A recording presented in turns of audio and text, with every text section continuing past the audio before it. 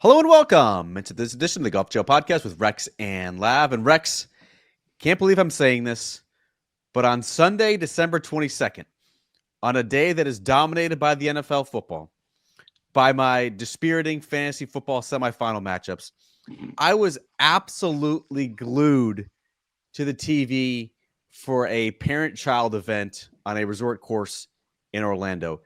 Certainly that had something to do with the power of Tiger and Charlie Woods, but the PNC Championship on both Saturday and Sunday, particularly on Sunday, was incredible theater. You were out there on the Ritz-Carlton golf course. What was it like for you seeing the duel in the cloudiness? What'd you call it? The duel in the shade? The duel in the shade between Bernhard Langer and Jason Langer and Tiger and Charlie Woods. Yes, I wish I was creative as the great Grantland Rice. I would have come up with something much more creative than Duel in the Shade or the Two Horsemen of the House of Tiger Ride again. I don't know. I can come up with something better than that if I keep trying. I will say this: as I sat down at my laptop and tried to type out 800 bad words last night for NBCSports.com, I was trying to wrap my mind around the idea that over the course of Tiger Woods' entire career, have I ever seen him that happy on the golf course? And I couldn't come up with anything that was close. Clearly, he enjoyed 15 major championships, everything he's accomplished in his career. But I've never seen just the unbridled happiness that he had yesterday when he was walking with Charlie Woods. And I think it's because it combined his two favorite things in the world. That's competing at golf at whatever the highest level is for him at the moment. And right now, that is the highest level. 36 holes of scramble golf against old golfers is as high as he can reach at the particular moment, and spending time with his family. He had his daughter, Sam, on the bag. His ex-wife, Elin, was in the crowd with her kids. It's very much a family affair, a new family, kind of a new world family affair. But when you look at how much he enjoyed that, and it started, you pointed out, on the fourth hole. And you've gone to the Ritz-Carlton golf course. It's like you and I are always looking for loops. So you can't really walk all 18. You kind of have to check in with the desk, and you have to write and do some emails and stuff. And so the loop at Ritz-Carlton is 1 through 4. And I'm standing on the fourth tee box about to beeline it back to the media center. No one saw this. Tiger Woods was actually in the porta-john. He's going to the bathroom. And Bernhard Langer's child tees off first. And it's not until Tiger Woods kind of limps up the tee box. I know he limped up the tee box because I said something snarky to him as he was walking up, and he said something mean to me back. We were just being playful in the moment. And then he kind of turns right as Charlie was hitting that tee shot on the par 3. And like the look of confusion and just pure joy that erupted when everything happened so quickly, you couldn't see the ball actually go in the hole from the tee box. You had to kind of judge by the fan reaction. And in that moment, like you understood, like this is the highlight, not just of his year. This is probably the highlight of his life when it comes to Tiger Woods, that your son gets his very first hole-in-one in this setting. You're playing alongside of them. The world is watching. And then it just kind of grew from there. Every hole seemed to have something special. Every hole, there was laughter. Every hole, there was joy. They didn't win. And that's the part that gets me, because I don't know how many times you and I have written a game story where Tiger Woods was so happy after a loss. I can say from my experience, never happened before. He's never been happy after a loss. I don't care how close he was. I don't care the circumstances. There was never joy. There was never smiles. There was never happiness. And this particular case, he wanted to win. I think he wanted to win more for Charlie than he wanted to win for himself. But just the idea that this, for him, is the highlight of the year. It's the highlight of a very, very difficult year. That's what I took away from it. So many things to dig into there. One, what did you say to Tiger after he took a whiz? It wasn't about that. He actually moved, and we're going to get into this. I think you and I had this conversation from the Hero World Challenge when I was down there. He wasn't moving great, to the point that I think both T-Lou and I reported on air that, yes, he was going to play the PNC Championship. He was being coy about if he was going to play or not, but all indications were from inside of his camp that, yes, 100% he's going to play. They didn't really expect him to play well, to be quite frank. And it's because he's still fresh off his 5th microdiscectomy back in September. You can tell that the injury to his leg from the car crash way back in 2021 is still impacting him. He wasn't moving well in the Bahamas, so the expectations weren't high. Well, that went out the window this week. When you look at not just the way he played, the way he moved around, the way he was engaging, he seemed to be in a much better frame of mind, both physically and mentally, when he arrived at the PNC Championship. And I think that goes to what I just talked about. However, going up and down hills, especially like side hills, is still an issue for him. And at 57 years old, they're becoming an issue for me, if I'm being honest. And I said something about getting old sucks, is what I said. And he kind of turned to me, and there was an expletive in there that wasn't very nice, that I don't want to say on a family-friendly podcast. But he sort of just smiled and grunted in my direction. And then, like, it happened almost in rat-a-tat-tat fashion, where as soon as he says it, you hear Charlie's hit the ball, you hear the snap of the club hitting the ball, and he looks up and he's watching and he's doing the body language thing where he knows it's a good shot, but he's leaning. And then there was like this big pregnant pause of, it seemed like 10 seconds. I know it wasn't that long, where everyone's sort of looking at each other because you could hear from the green the cheers. And I can only imagine how cool that feels, but everybody in the media center traded the same story. I've never had a hole in one, so I can only empathize, not sympathize. Yeah, certainly. I'm in the same boat as that. I loved the hole in one for so many things. Like the viral image of Charlie going like that went in. Like it immediately reminded me of Michael Block. Remember at the 2023 PGA Championship when he made the hole in 1 on 15 at Oak Hill with Roy? Like, oh, that went in. Like that was super cool for him.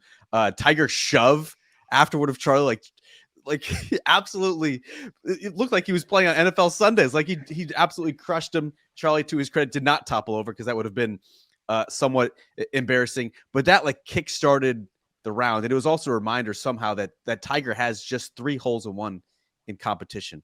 Arguably the greatest iron player ever has just 3 holes in one. He hasn't had one, I believe, in like more than a decade. He had the first one in Milwaukee, then he had the Phoenix, and then there was another one that was not all that recent either. I was surprised that was Charlie's first, and it was also a reminder that Tiger has just 3 in competition. You mentioned physically how Tiger Woods looked getting up side slopes and the difficulty he may or may not have had. I thought physically he looked better than I expected.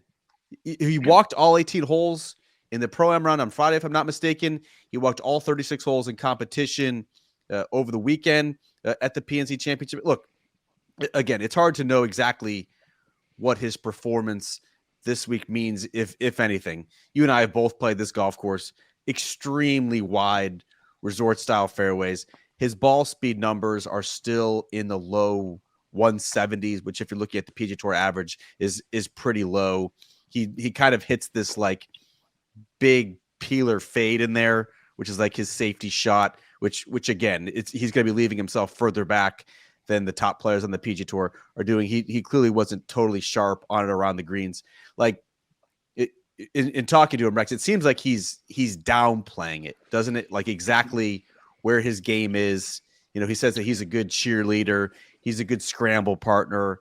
He's not there yet in terms of competing against the best in the world. But like, I still thought it was pretty encouraging after a 6th overall back surgery, after another surgery that puts him over 20 for his entire career, approaching his 49th birthday now in less than a week. Like he still looks pretty damn good at this stage of his career. And it leads me to believe that maybe he actually can play that once a month schedule, at least in Tiger years.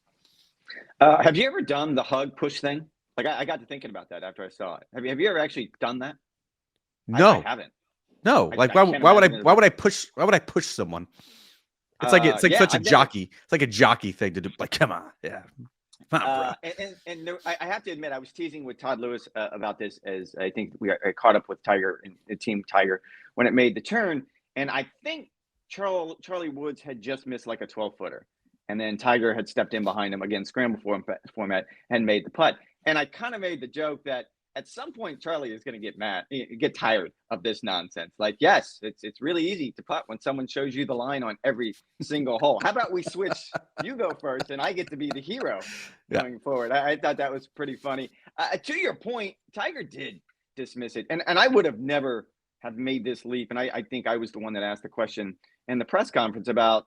I know this is scramble golf. I know it's 36 holes on a resort course. We can go through all of those things, but was there anything encouraging about this week that gives you an idea that maybe next year could be different than this year and maybe the last few years? And Tiger, as you pointed out, was really dismissive. And the one that kind of threw me was how Charlie looked at him. Like, and I think he even said something in the middle of the press conference, like, you played pretty well. Like, where's this coming from? Like, even he was sort of caught with the old-fashioned Tiger Woods sort of dismissing, no, we'll have to wait and see, and day by day, and it's little things, and all of the jockey stuff that I think you just pointed out. But it was hard for me not to look at the way he played. And you're right, he does kind of play that slappy little fade off the tee. That's probably not, he's not going to like that at all. He does play that fade off the tee. His iron play is still really good. And you're right, the short game probably isn't where he wants it to be, but he made some crucial putts. They only parred 3 holes. Again, as a scramble on a resort course, but that team only parred 3 holes all day long. They had the hole-in-one. It was an amazing performance by both them and the Langers, and we can get into that Benjamin Button freak of nature if you want to. But when it comes to looking ahead to Tiger, I think, yes, I'm much more optimistic when it comes to the idea that once a month is realistic. The idea that I don't expect him to show up at Riviera and be among the favorites. That's not going to happen. It's going to be a cold golf course. There's some tough hills for him to walk there. But seeing how much progress or seeing how much different he looked just between the 2 weeks, between the Hero World Challenge and the PNC Championship, there's a lot of optimism there. Yeah, I think the iron play was the part that I was most encouraged by, because that's always been the hallmark of Tiger's career. And then for whatever reason, over these past 2 or 3 years since he came back from the leg issue, like, it really has not been sharp. And in 2024, it was not particularly sharp at all. I think now that we know more about the back procedure that he had and how much that had hampered him, like, that was probably one of the debilitating factors in why he did not play particularly well this year.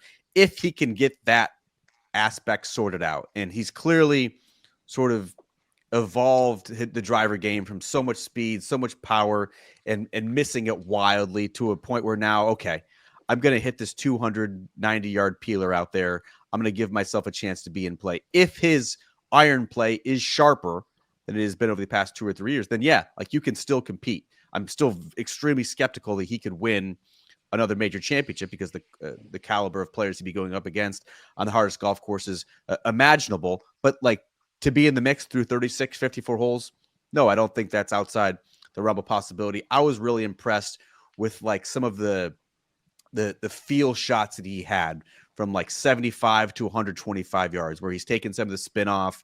He really has to dial in his distance.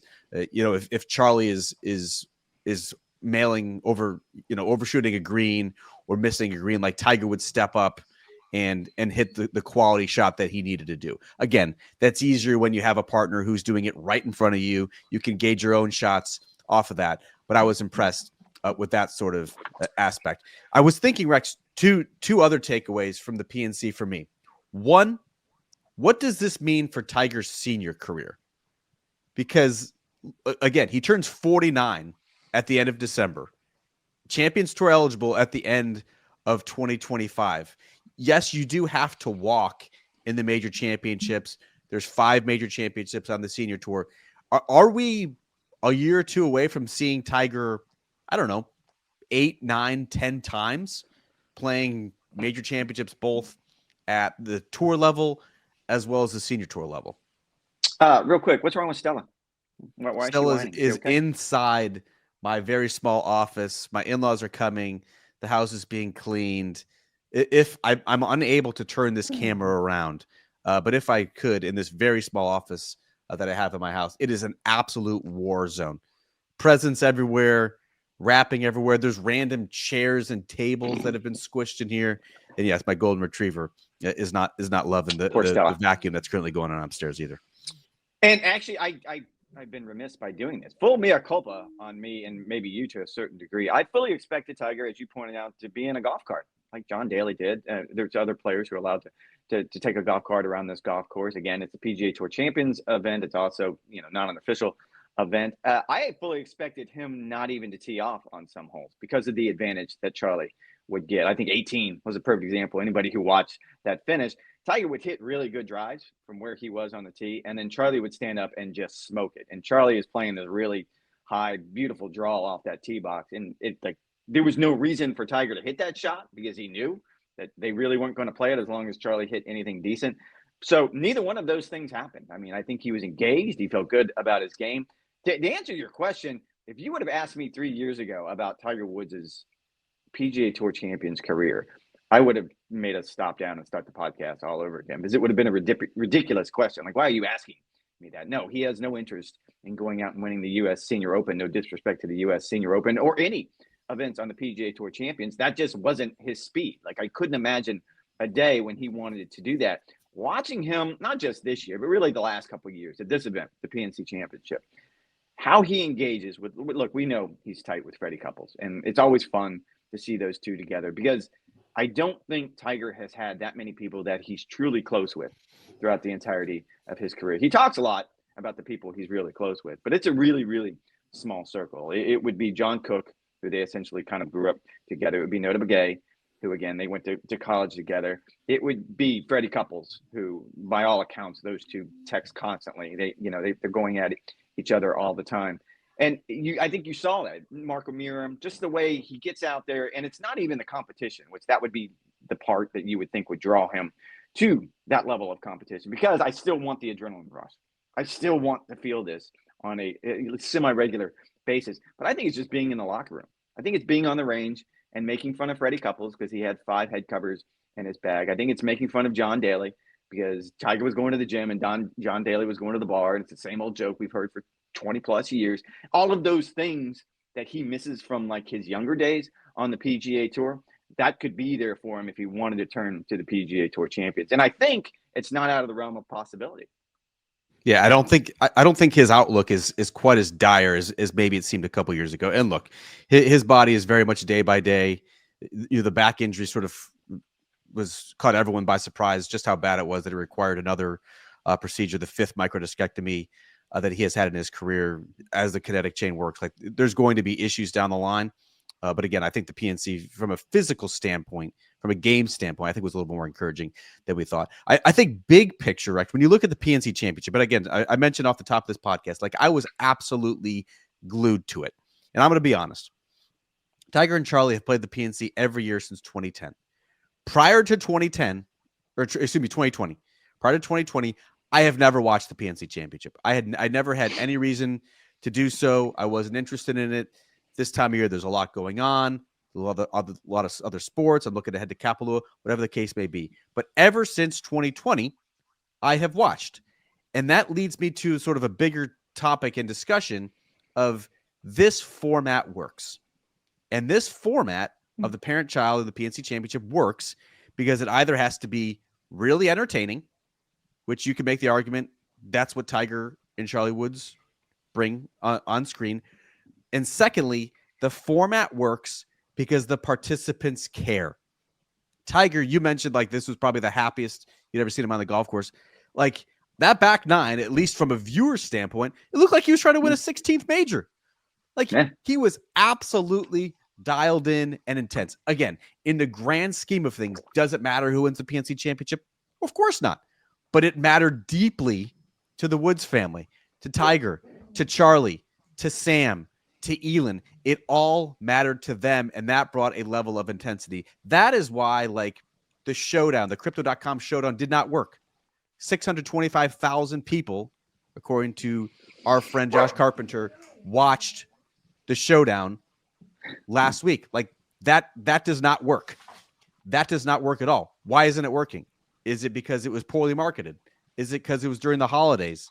Is it because there was other things to watch? Is it because there's disinterest in this types of formats? Is it because fans have lost interest in golf because of the civil war that's been going on over the past 2 and 3 years? Like, those are all questions that we don't have the answer to right now, but I think you can make logical conclusions that that's why the match is not resonating. That's why I think, even though the skins game is going to be rebooted in 2025, I think there's reasons for skepticism that that's going to work, because there isn't any meaning.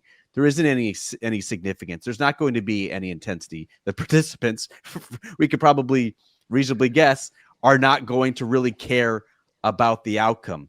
If you're going to do these adjacent style events, you either have to be wildly entertaining, which is very few people in golf who can do that, or secondly, you have to have the participants invested in it and care. I think that is the real charm of the PNC Championship, and I think that's what Sunday highlighted so well.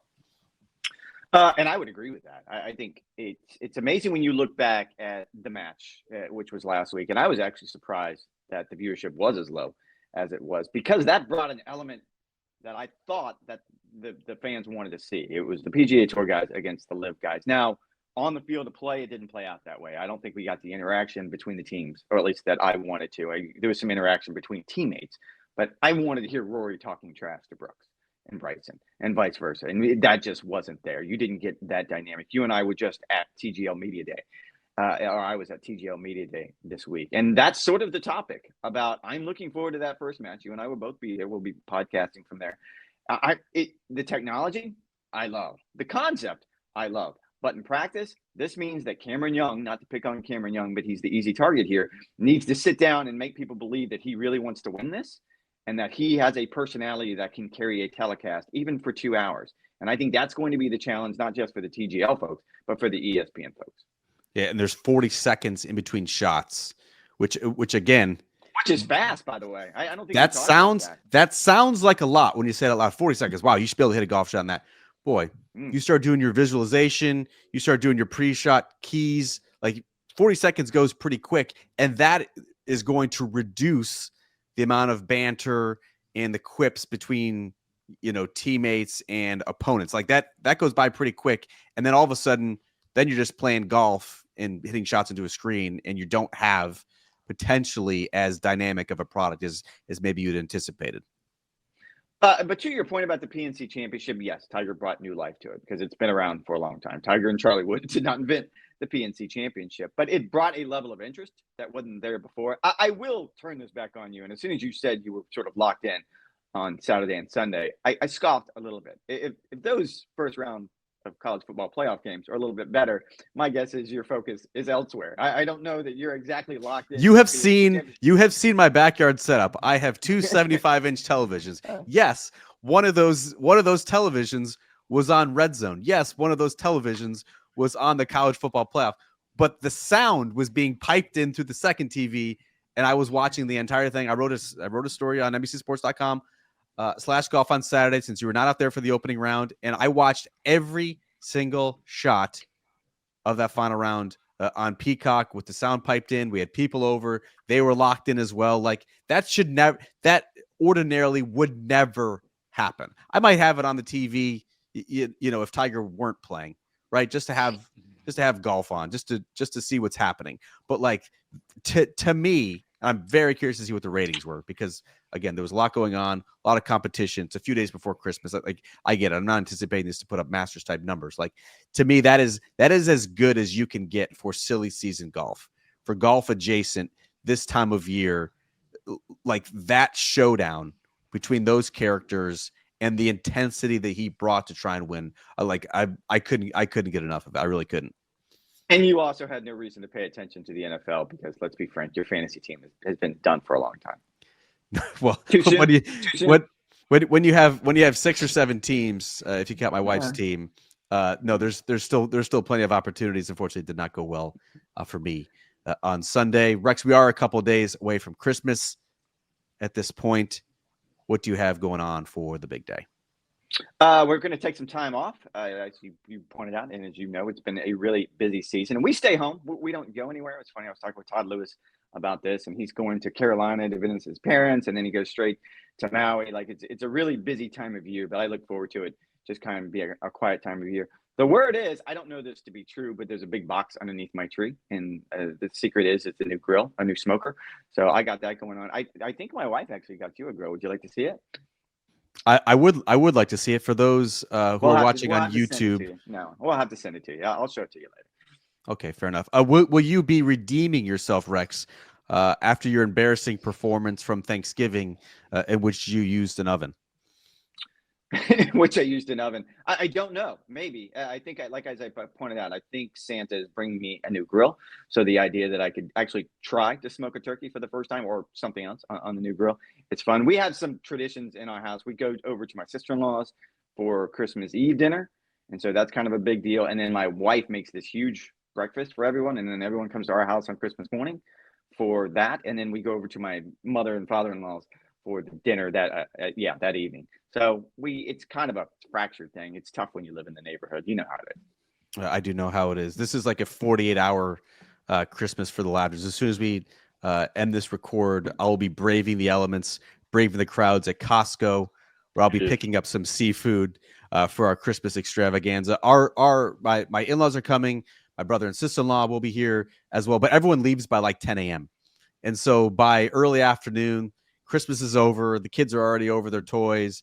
They're back on their iPads. At least this year we're going to have NFL football to watch, but like I'll start taking down decorations. Christmas is over. Let's move on. It's been a long holiday season. Our decorations have been up since like November 1st. We're going out of town for a couple of days to Delray Beach, where my in-laws are, a couple of days after Christmas. Like, come on, let's go ahead and turn the page. And I do that cruelly on Christmas Day in the afternoon. No one has said anything yet. The kids have never been like, "Hey, what's going on with the tree?" Nope. Everyone leaves. Christmas is over. I have no problem. The tree down on Christmas Day. Adios. Wow, by dinner time on Christmas. By dinner time on Christmas, there was no semblance that there was Christmas earlier that day. It's done by 10.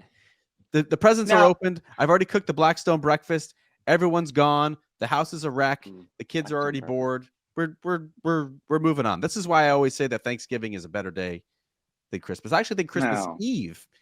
I think Christmas Eve is the culmination of the holiday season, and then Christmas basically just falls off a cliff. You open presents. It's all about the kids, which is great. We have breakfast, and then you move on. You always turn the page. And my wife makes a really elaborate breakfast for the entire family, and they usually show up here at 6:30 or 7 o'clock, some ungodly hour, so the kids can open up all of their presents. And I will say that Christmas Day dinner at my in-laws is really good. Again, they're from New Orleans, so it's a lot of different things. We've kind of talked about this before. You have turkey, but you have something called melatan, which is it's a type of dressing, which is kind of made, I think it's out of cauliflower and a lot of cheese and a lot of cream. You have oyster dressing, which is absolutely delicious. So it's a really good meal. It's just not what you expect. Yeah, I like that as well. You usually have beef tenderloin. This year we're doing like lobster tails, scallops, New Orleans style barbecue shrimp, all while watching NFL games. It should be a great Christmas. Happy holidays to you and yours, everybody listening. We always appreciate the support that you guys have shown this podcast and shown us. We will hopefully, Rex, have a big announcement to make in early 2025 regarding this podcast. Really? How about that for a little bit of a teaser? But again, Merry Christmas. We will talk to you guys next week for a full recap of Christmas, as well as some end-of-year content for 2024 and a season preview for 2025. Sausage fingers up before we go. This is my ending, but you can now have the floor. Yeah, no, sorry about this. I meant to slide this in earlier in the show and didn't mean to step all over your finish, which was fine. You were nailing it. However, the fans are so good about letting us know what you think about the pod. So we were trying to come up with an option. We want to do like a year-ending pod. We did this last year with Todd Lewis, and we're more than welcome to invite Todd back. We have a buzzer for him once he breaks into TV, Todd, because no one wants that on the podcast. However, I'm going to throw it to the fans. Would you rather have Todd Lewis, who is our friend of the pod? He's our friend in life. We enjoy being around him. Steve Sands, who we have had on earlier in the year. Steve Sands had stories, if you guys remember. It was a lot of fun. Or there's a third option, and I don't think anybody's going to go for this, but I want to throw it out there. Our friend, your friend, Andrew Bradley, is a field producer for the Golf Channel. He is the field producer for the Golf Channel. We have never had him on, and I think that dude would have stories that people would want to hear, so let us know. Nothing like a plea in soliciting reader, viewer, and listener input at the 28.5-minute mark of what is a 29-minute podcast. But again, do let us know in the comment section below. You guys let us know everything else. How about our next podcast guest as well? All right. You guys are the drill. In the meantime, NBCsports.com/golf. Happy holidays. Thanks for listening. Thanks for the support. We'll talk to you guys next week. She got you a grill.